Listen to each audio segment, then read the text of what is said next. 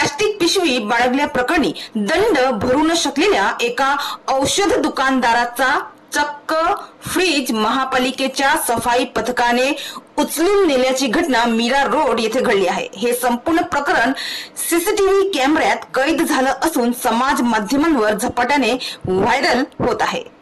मीरा भाईंदर शहरातील स्वच्छतेत भर घालावी आणि प्लास्टिक पिशव्यांच्या वापरावर आळा बसावा यासाठी महापालिकेने प्रभाग स्तरावर विशेष स्वच्छता पथक तयार केलं आहे।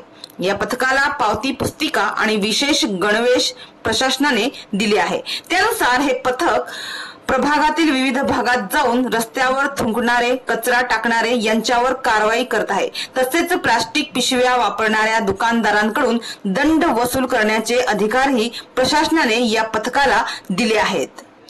तर आज शुक्रवारी सकाळी 8:30च्या सुमारास प्रभाग क्रमांक 6 मधील एक पथक काश्मीरा येथील औषध दुकानात गेले। यावेळी दुकानदाराकडे प्लास्टिक पिशव्या आढळून आल्या।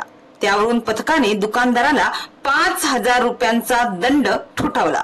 मात्र सकाळची वेळ असल्यामुळे दुकानदाराने तत्काळ दंड भरू शकत नसल्याचे पथकाला सांगितले। यावरून दुकानदार व पथक यांच्यात काही वेळ शाब्दिक बाचाबाची झाली।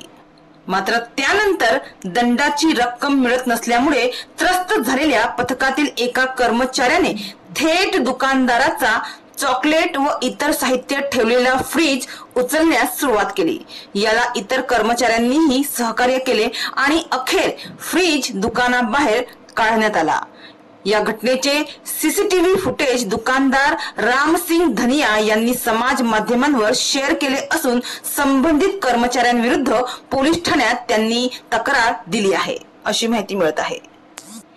मात्र महापालिकेच्या कर्मचाऱ्यांच्या या कृत्यामुळे समाजात संतापाची लाट पसरली आहे। या प्रकरणी भाजप नेते रवी व्यास यांनी प्रशासकीय अधिकाऱ्यांना जाब विचारला आहे। तर या संदर्भात सार्वजनिक आरोग्य विभागाचे उपायुक्त सचिन बांगर यांनी सदर प्रकरणाची सविस्तर माहिती घेऊन योग्य निर्णय घेण्यात येईल अशी प्रतिक्रिया दिली आहे।